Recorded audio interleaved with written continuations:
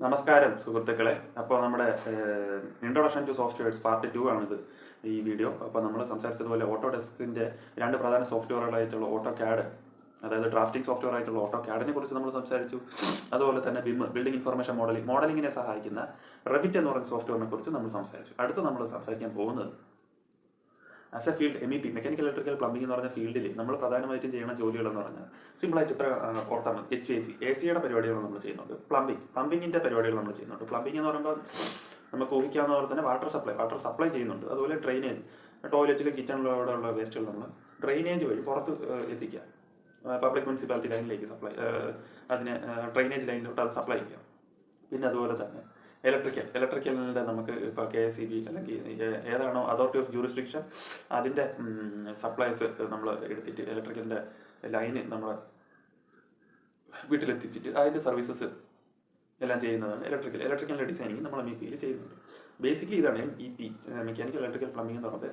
നമ്മൾ മനസ്സിലാക്കി എത്തേണ്ട കാര്യങ്ങളാണ് HVAC, AC എയർ കണ്ടീഷനിങ്ങും വെന്റിലേഷനും, പിന്നെ അതുപോലെ പ്ലംബിങ്, വാട്ടർ സപ്ലൈയുടെ പ്ലംബിങ്, അതുപോലെ തന്നെ എസെൻഷ്യൽ ആയിട്ടുള്ള ഇലക്ട്രിക്കൽ പവറിൻ്റെ സപ്ലൈ, അത് ഡിസൈനിങ് ചെയ്യുന്നതാണ് നമ്മുടെ MEP ഫീൽഡ് എന്ന് പറയുന്നത്. അപ്പോൾ നമുക്ക് ഏറ്റവും പ്രധാനപ്പെട്ട കാര്യമായിട്ടുള്ള ഇത് നോക്കാം. HVAC എന്ന് പറയുമ്പോൾ നമ്മുടെ ലോകത്ത് രണ്ട് തരത്തിലുള്ള സ്ഥലങ്ങളുണ്ടല്ലോ, ചൂട് കൂടിയ സ്ഥലങ്ങൾ, തണുപ്പ് കൂടിയ സ്ഥലങ്ങൾ. അപ്പോൾ ചൂട് കൂടിയ സ്ഥലങ്ങളിലാണ് നമുക്ക് എയർ കണ്ടീഷനിങ് ഒഴിച്ചുകൂടാനാവാത്തത്. അതേസമയം തണുപ്പ് കൂടിയ സ്ഥലങ്ങളിൽ അവിടെ ഹീറ്റിംഗ് ആണ് ഏറ്റവും അത്യാവശ്യമായിട്ട് വേണ്ടത്. ചൂട് കൂടിയ സ്ഥലങ്ങളിൽ നമ്മൾ എയർ കണ്ടീഷനിങ് ഉപയോഗിക്കും. അവിടെ നമ്മൾ ACs നമ്മൾ യൂസ് ചെയ്യും. അതേസമയം തണുപ്പ് കൂടിയ സ്ഥലങ്ങളിൽ നമ്മൾ യൂസ് ചെയ്യുന്നത് ഹീറ്റ് പമ്പാണ്. ഈ രണ്ട് സിസ്റ്റം നമുക്ക് ഡിസൈൻ ചെയ്യാൻ ഒരുപാട് വാല്യൂസിൻ്റെയും ഡീറ്റെയിൽസിൻ്റെയൊക്കെ ആവശ്യമുണ്ട്. അപ്പം ഈ കരിയർ എന്ന് പറഞ്ഞ ഒരു കമ്പനി ഉണ്ട്, ഒരു വേൾഡ് ഫേമസ് ആയിട്ടുള്ള കമ്പനിയാണ്. അത് എയർ കണ്ടീഷനിങ് കമ്പനിയാണ്. അപ്പോൾ അവരുടെ കമ്പനി തന്നെ പ്രൊഡ്യൂസ് ചെയ്ത നിർമ്മിച്ച ഒരു സോഫ്റ്റ്വെയറാണ് HAP, അഥവാ hourly analysis programme.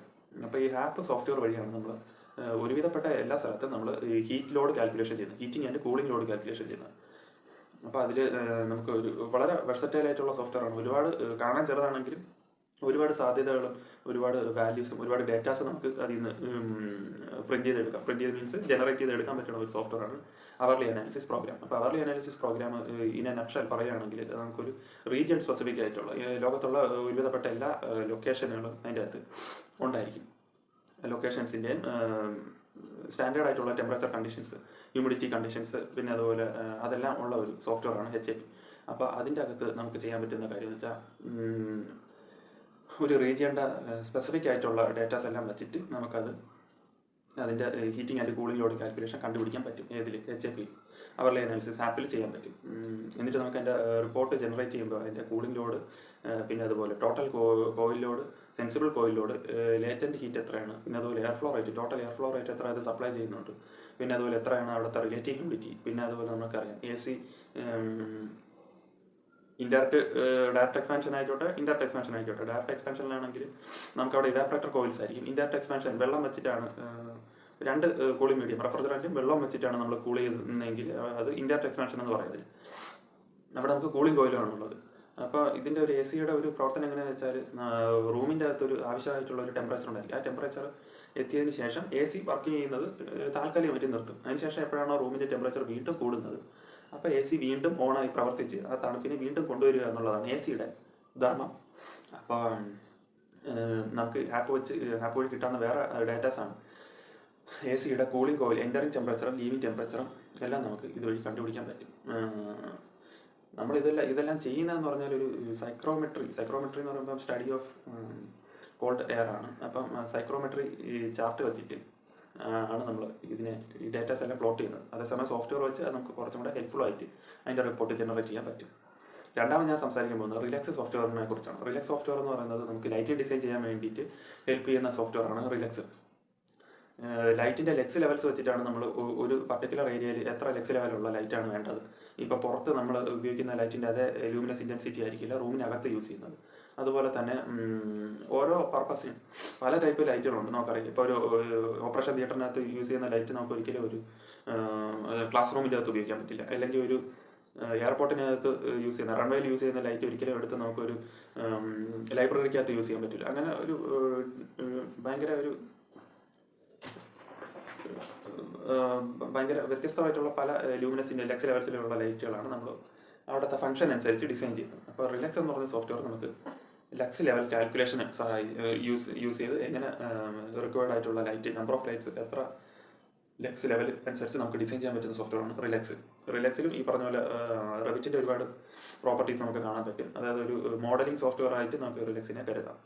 AutoCAD drafting ആണ്, പക്ഷേ നമുക്ക് റിലക്സിൽ റെവിറ്റ് പോലെ തന്നെ കുറച്ചും കൂടെ 3D ആയിട്ടൊക്കെ നമുക്ക് വ്യൂ ചെയ്യാൻ പറ്റുന്ന സോഫ്റ്റ്വെയറാണ് റിലക്സ്. അടുത്ത് ഞാൻ പറയാൻ പോകുന്നത് പ്ലാൻ ഷിഫ്റ്റ്. നമ്മൾ MEP-യിൽ ഉൾപ്പെടുന്ന തന്നെയാണ് quantity surveying and cost estimation. Quantity എടുക്കുക എന്ന് പറയും. നമ്മളിപ്പോൾ ഒരു പ്രോജക്റ്റ് തുടങ്ങുന്നതിന് മുമ്പ് അവിടെ ആവശ്യമായിട്ടുള്ള എന്തൊക്കെ ഇലക്ട്രിക്കലിൻ്റെ കാര്യം പറയുന്നത്, എത്ര ലെങ്ത് ഓഫ് കേബിൾ വേണം, എത്ര ലെങ്ത് ഓഫ് കേബിൾ ട്രേസ് വേണം, എത്ര നമ്പർ ഓഫ് ലൈറ്റ്, എത്ര നമ്പർ ഓഫ് സ്വിച്ച്, പിന്നെ പ്ലംബിങ്ങിൻ്റെ കാര്യം പറയുന്നത് എത്ര നമ്പർ ഓഫ് ഫിറ്റിങ്സ്, പിന്നെ എത്ര ലെങ്ത് പൈപ്പ് ലെങ്ത് എത്ര വേണം, പിന്നെ അതുപോലെ HVAC പറയുകയാണെങ്കിൽ എത്ര ലെങ്ത് ഓഫ് ഡക്റ്റ് വേണം, പിന്നെ ഡക്റ്റിനകത്ത് എത്ര amount of smoke damper, fire damper എത്ര എണ്ണം വേണം, ഫ്ലെക്സിബിൾ ഡക്റ്റ് എത്ര എണ്ണം വേണം, എത്ര ലെങ്ത് വേണം. അങ്ങനെ ക്വാണ്ടിറ്റി ഇൻഡിവിജ്വലായിട്ടുള്ള ക്വാണ്ടിറ്റി എടുത്ത് കോസ്റ്റ് എസ്റ്റിമേഷൻ ചെയ്യുന്ന ഒരു വലിയ പരിപാടിയും കൂടെ നമ്മുടെ MEP-യുടെ അകത്ത് വരുന്നുണ്ട്. അപ്പോൾ അതിന് സഹായിക്കുന്ന ഒരു സോഫ്റ്റ്വെയറാണ് പ്ലാൻ ഷിഫ്റ്റ് എന്ന് പറഞ്ഞ സോഫ്റ്റ്വെയർ. പ്ലാൻ ഷിഫ്റ്റ് സോഫ്റ്റ്വെയറിനകത്ത് നമ്മളൊരു ഡ്രോയിങ് ഇമ്പോർട്ട് ചെയ്തിട്ട് അതിനകത്ത് നമുക്ക് ക്വാണ്ടിറ്റി എടുക്കാൻ പറ്റും, അതിന് എത്ര കോസ്റ്റ് ആവുമെന്ന് നമുക്ക് ഡിറ്റർമൈൻ ചെയ്യാൻ പറ്റും. അടുത്തത് ഞാൻ പറയാൻ പോകുന്നത് മക്വേ എന്ന് പറഞ്ഞ കമ്പനി നിർമ്മിച്ച ഡക്റ്റ് സൈസറാണ്. ഡക്റ്റ് നമുക്ക് സൈസ് ചെയ്യണമെങ്കിൽ ജസ്റ്റ് അതിൻ്റെ ലെങ്ത്തും ബ്രെഡ്ത്തും ഡയമെൻഷൻസ് അറിഞ്ഞാൽ മാത്രം പോരാ, അതിൻ്റെ അകത്തൂടെ എത്ര എയർ ഫ്ലോ ചെയ്യുന്നുണ്ട്. ഡക്റ്റും പൈപ്പും നമ്മൾ ഈ ഫ്ലൂയിഡ്സിനെ കൊണ്ടുപോകാനായിട്ട് യൂസ് ചെയ്യുന്ന പാത്തുകളാണല്ലോ. അപ്പോൾ രണ്ടിനും പ്രോപ്പർട്ടീസ് ഏതാണ്ട് ഒരേപോലെ സിമിലറായിട്ട് വരും. പക്ഷേ അതിൽ ലിക്വിഡിന് അതിൻ്റേതായിട്ടുള്ള പ്രോപ്പർട്ടീസ് ഉണ്ട്, എയറിന് അതിൻ്റേതായിട്ടുള്ള പ്രോപ്പർട്ടീസ് ഉണ്ട്. അപ്പോൾ അതിന് രണ്ടിനെ കൺസിഡർ ചെയ്തുകൊണ്ട് ഡിസൈൻ ചെയ്യുമ്പോൾ നമുക്ക് ഹെൽപ്ഫുൾ ആയിട്ടുള്ള രണ്ട് സോഫ്റ്റ്വെയറാണ് മക്വയുടെ ഡക്റ്റ് സൈസർ, മക്വയുടെ പൈപ്പ് സൈസർ. ഡക്റ്റ് സൈസർ വെച്ച് നമ്മൾ ഡക്റ്റിനെ എങ്ങനെ ഒരു ബുദ്ധിപൂർവ്വമായിട്ട് ഡിസൈൻ ചെയ്തെടുക്കാം എന്നതാണ് നമ്മൾ ഡക്റ്റ് സൈസർ വെച്ച് ചെയ്യുന്ന പരിപാടി. അടുത്ത പൈപ്പ് സൈസർ വെച്ചിട്ട് നമ്മൾ എങ്ങനെയാണ് ഒരു പൈപ്പ് സൈസ് ചെയ്തെടുക്കുക. പ്ലംബിങ്ങിൻ്റെ പൈപ്പ് ആയിക്കോട്ടെ, അങ്ങനെ എല്ലാത്തിൻ്റെ ഏരി സപ്ലൈ, പ്ലംബിങ്, ഫയർ ഫൈറ്റിങ്ങിനെല്ലാം നമുക്ക് വാട്ടർ സപ്ലൈ ചെയ്യണമല്ലോ. അപ്പോൾ അതിന് വേണ്ടിയിട്ട് ഹെൽപ്പ് ചെയ്യുന്ന സോഫ്റ്റ്വെയറാണ് പൈപ്പ് സൈസർ. അവിടെയൊക്കെ പ്രധാനമായിട്ടും വരുന്ന ഒരു സംഗതി എന്ന് വെച്ചാൽ പ്രഷർ ലോസും ഫ്ലൂയിഡിൻ്റെ വെലോസിറ്റി. ഈ രണ്ട് പ്രത്യേക കാര്യങ്ങൾ ശ്രദ്ധിക്കുക. പൈപ്പിൻ്റെ അകത്തൂടെ പോകുന്ന, അല്ലെങ്കിൽ ഡക്റ്റിനകത്തൂടെ പോകുന്ന എയറും പൈപ്പിനകത്തൂടെ പോകുന്ന വാട്ടർ, ഇതിൻ്റെ fluid velocity, fluid in general എയറും വാട്ടറുമാണെന്ന് നമുക്കറിയാം. ഫ്ലൂയിഡ് വെലോസിറ്റി, അതുപോലെ തന്നെ അതിൻ്റെ പ്രഷർ ലോസ്. പ്രഷർ ഓരോ പാത്ത് കഴിയുന്നതോറും അവിടെ പ്രഷർ ഡ്രോപ്പ് സംഭവിക്കണം. പക്ഷേ അവസാന പോയിന്റിൽ എത്തിക്കുന്നവരെ നമ്മളൊരു പ്രഷർ മെയിൻറ്റെയിൻ ചെയ്യുമ്പോൾ അതാണ് പ്ലംബിങ്ങിലെയും HVAC-യിലെ ഒരു പ്രധാന ഇമ്പോർട്ടൻറ്റ് കൺസെപ്റ്റ്, നമ്മൾ ഫോളോ ചെയ്യേണ്ട ഇമ്പോർട്ടൻറ്റ് കൺസെപ്റ്റ്. അപ്പോൾ അതിനെ സഹായിക്കുന്ന രണ്ട് സോഫ്റ്റ്വെയറാണ് മക്വയുടെ ഡക്റ്റ് സൈസർ, മക്വയുടെ പൈപ്പ് സൈസർ. പിന്നെ അതുപോലെ ഉള്ളതാണ് അഷറയുടെ ഡക്റ്റ് ഫിറ്റിംഗ് ഡേറ്റാബേസ്. നമുക്കറിയാം എന്താണ്, ഒരു ഡക്റ്റിനകത്ത് രണ്ട് ടൈപ്പ് പ്രഷറുണ്ട്, ഡൈനാമിക് പ്രഷറും സ്റ്റാറ്റിക് പ്രഷറും. ഡൈനാമിക് പ്രഷർ എന്ന് പറഞ്ഞാൽ ഒരു ഡക്റ്റിനകത്തോടെ അത് എയർ ഫ്ലോ ചെയ്യുമ്പോൾ ഉണ്ടാകുന്ന പ്രഷറാണ് ഡൈനാമിക് പ്രഷർ. അതേസമയം സ്റ്റാറ്റിക് പ്രഷർ എന്ന് പറഞ്ഞാൽ എയർ ഫ്ലോ ചെയ്യുമ്പോൾ ഡക്റ്റിൽ അതിൻ്റെ സൈഡ് വശങ്ങളിൽ സൃഷ്ടിക്കപ്പെടുന്ന പ്രഷറാണ് സ്റ്റാറ്റിക് പ്രഷർ. അപ്പോൾ നമ്മൾ ESP എന്ന് പറഞ്ഞ ഒരു കാൽക്കുലേഷൻ ചെയ്തിട്ട് വേണം നമുക്ക് ഡക്റ്റ് ഡിസൈൻ ചെയ്യാൻ വേണ്ടിയിട്ട്. അതായത് എക്സ്റ്റേണൽ സ്റ്റാറ്റിക് പ്രഷർ ഒരു ആവറേജ് പറയുകയാണെങ്കിൽ ഒരു 60 ആയിരിക്കും എല്ലായിടത്തും, ഒട്ടുമിക്ക എല്ലാ ഡക്റ്റിൻ്റെ ഉള്ളിൽ വരുന്ന ESP എന്ന് പറയുന്നത്. പക്ഷേ അത് നമ്മൾ കാൽക്കുലേറ്റ് ചെയ്തെടുക്കുക എന്ന് പറഞ്ഞാൽ പ്ലംബിങ് ആയിക്കോട്ടെ, HVAC ആയിക്കോട്ടെ, അതിൽ ഏറ്റവും കൂടുതൽ ലോസസ് സംഭവിക്കുന്ന ഭാഗം എന്ന് പറഞ്ഞാൽ ആ ഒരു ഡക്റ്റിംഗ് സിസ്റ്റത്തിൽ, അല്ല ആ ഒരു പൈപ്പിംഗ് സിസ്റ്റത്തിൽ ഏറ്റവും അധികം ഫിറ്റിങ്സ് ഉള്ള പാത, അല്ലെങ്കിൽ ഏറ്റവും അധികം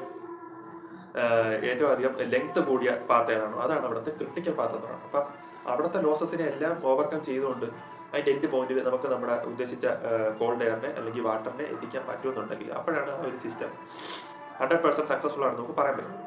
അപ്പോൾ അത് ഡിസൈൻ ചെയ്യാൻ വേണ്ടി നമ്മൾ എക്സ്റ്റേണൽ സ്റ്റാറ്റിക് പ്രഷർ കാൽക്കുലേഷൻ ചെയ്യണം. അതിനെ സഹായിക്കുന്ന ഒരു സോഫ്റ്റ്വെയറാണ് അഷറയുടെ American Society for Heating and Refrigeration Engineers നിർമ്മിച്ച ഡക്റ്റ് ഫിറ്റിംഗ് ഡേറ്റാബേസ്, അല്ലെങ്കിൽ ഡക്റ്റ് കാൽക്കുലേറ്റർ എന്ന് പറയും. ഡക്റ്റ് കാൽക്കുലേറ്റർ എന്ന് വെച്ചാൽ ഡക്റ്റിനകത്ത് എന്തൊക്കെ പ്രഷർ ലോസസ് സംഭവിക്കുമെന്ന് നമ്മൾ കാൽക്കുലേറ്റ് ചെയ്തിട്ട് അതെല്ലാം കൂട്ടിയെടുത്തിട്ടാണ് നമ്മൾ ടോട്ടൽ ലോസിൽ നിന്ന് സ്റ്റാറ്റിക് ലോസിൽ മൈനസ് ചെയ്ത് എടുക്കുന്നത്. മനസ്സിലായില്ലേ? ലോസസ് ഏതൊക്കെയെന്ന് വെച്ചാൽ മെറ്റീരിയൽ ലോസ് ഉണ്ട്, ഫിറ്റിംഗ്സ് ലോസ് ഉണ്ട്, പിന്നെ അതുപോലെ സ്റ്റാറ്റിക് ഹെഡും ഉണ്ട്. ഈ മൂന്നെണ്ണം കൂടെ ചേർന്നാണ് ടോട്ടൽ ലോസ് എന്ന് പറഞ്ഞൊരു ഡക്റ്റിനകത്ത്. അതിനുശേഷം MEP-യിൽ നമ്മളെ ഏറ്റവും ആദ്യം സഹായിക്കുന്ന ഒരു സോഫ്റ്റ്വെയർ എന്ന് വെച്ചാൽ MS മൈക്രോസോഫ്റ്റ് ഓഫീസിൻ്റെ എക്സൽ തന്നെ. എക്സലിൽ നമുക്ക് ഈ പറയുന്ന പോലെ ഒരുപാട് ഫംഗ്ഷൻസ് ഉണ്ട്. ഈ എല്ലാ സോഫ്റ്റ്വെയർസ് എന്ന് പറയുന്നത് നമുക്ക് അത് ബേസിക്കായിട്ട് നമ്മൾ സ്കൂളുകളിൽ പഠിച്ച ഒരു ഫംഗ്ഷനെ കാട്ടി നമ്മളൊരു വർക്ക് എൻവയോൺമെൻറ്റിൽ വരുമ്പോൾ നമുക്ക് അത് വെച്ചിട്ട് ഒരുപാട് ഫംഗ്ഷൻസ് ചെയ്യാൻ പറ്റും. എക്സലിൽ നമുക്ക് ഒരുപാട് റിപ്പോർട്ട് ജനറേറ്റ് ചെയ്യാൻ പറ്റും. എക്സലിൽ നമുക്കറിയാം പൈ ഡയഗ്രാം, ചാർട്ട്, അങ്ങനത്തെ സിസ്റ്റംസ് എല്ലാം നമുക്ക് അതിൻ്റെ വരയ്ക്കാൻ സാധിക്കും. ഈ പറഞ്ഞ പോലെ ഫിനാൻഷ്യൽ ഫീൽഡിൽ അതും ഒരുപാട് ഹെൽപ്പ് ചെയ്യുന്ന, കൊമേഴ്സ് ഫീൽഡിലെല്ലാം ഹെൽപ്പ് ചെയ്യുന്ന ഒരു സോഫ്റ്റ്വെയറാണ് എക്സൽ. അതുപോലെ തന്നെ നമ്മുടെ ഡിസൈനിങ്ങിലും നമുക്ക് ഒരുപാട് ഹെൽപ്പ് ചെയ്യുന്ന ഒരു സോഫ്റ്റ്വെയറാണ് എക്സൽ സോഫ്റ്റ്വെയർ. എക്സലിൽ നമുക്ക് ഇതുപോലെ ഇലക്ട്രിക്കലിൻ്റെ കാര്യം പറയുന്നത് ഹീറ്റ് ചെയ്ത് എക്സൽ നമുക്ക് ഇത് ചെയ്യാൻ പറ്റും.